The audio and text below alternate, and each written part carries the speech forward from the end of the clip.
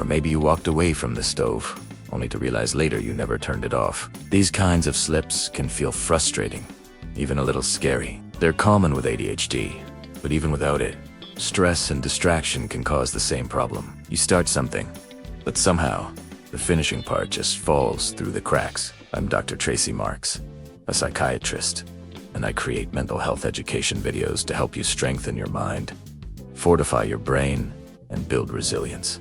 Today, we're talking about why your brain sometimes abandons tasks midstream, and I'll share 5 practical, brain-based strategies to improve your follow-through. Here's why we fail to finish tasks. When you forget to close a cabinet door or turn off the running water, it's usually not because you didn't care, although your partner might think so. Instead, it's because your brain never fully encoded the act of finishing. Starting a task and finishing it involve different brain processes.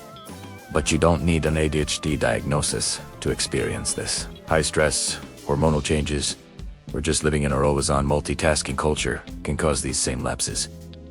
Let's zoom in on the neuroscience. The prefrontal cortex, right behind your forehead, is like your project manager. It helps you focus, sequence steps, and see tasks through.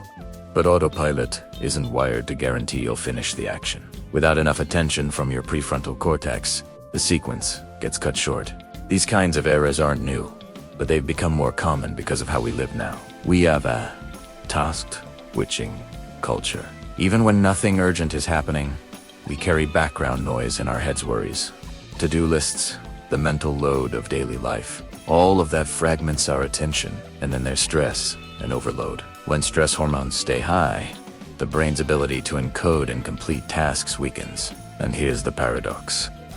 The more routine a task becomes, the less conscious attention you give it. You're not standing there focused on turning off the stove. You're already planning your next move. And that's exactly when the final step can get dropped. So, how do you train your brain to actually finish what you start? The answer is giving your brain better instructions, layering cues and rituals that lock in the completion. Let's look at 5 strategies that are simple, practical, and rooted in how your brain works. Number 1 is anchor tasks to your senses. Or when you close a cabinet, say, "I'm closing the cabinet." By speaking while your body is moving, you're engaging both sound and motion. Your body feels the action, your ears hear the words, and your brain links them together. This dual input, sometimes called sensory motor attention, makes it much harder for the action to slip away unnoticed. Instead of drifting into autopilot, you're holding the task in conscious awareness long enough to finish it.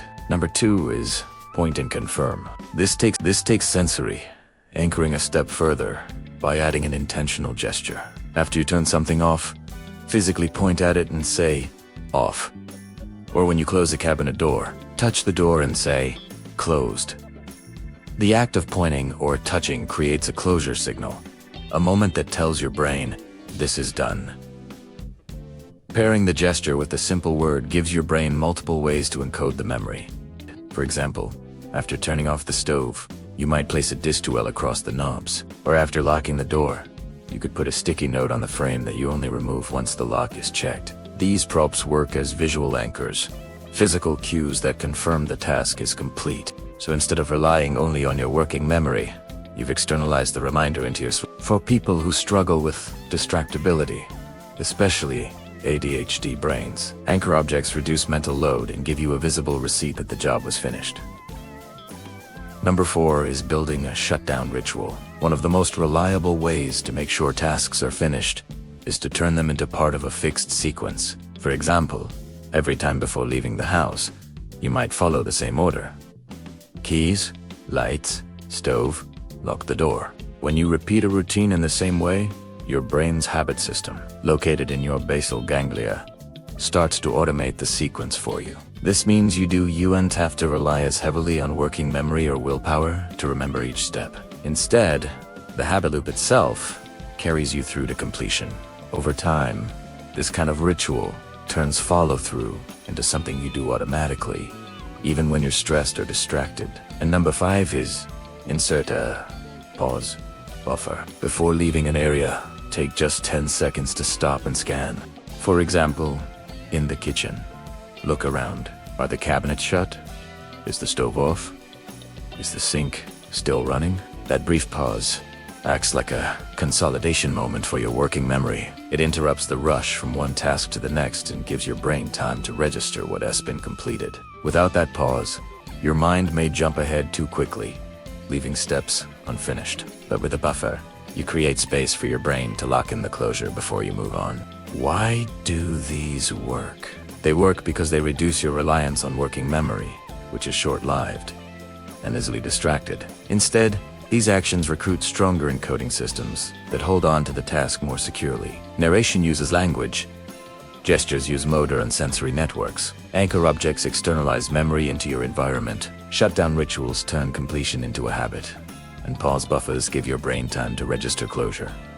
And these don't just cover up distraction. They retrain your brain to complete the loop more consistently. So if you've been leaving cabinet doors open, forgetting to turn the stovetop off, or dropping steps in the middle of tasks, it doesn't mean you're careless or lazy. It means your brain needs better instructions for finishing. Try layering one or two of these strategies into your day this week. You may be surprised by how much calmer you feel when you can trust your brain to follow through. On our next video, we're shifting gears to look at the imposter phenomena.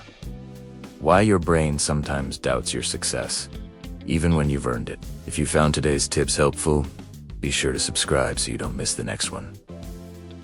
Thanks for watching today. I'll see you next time.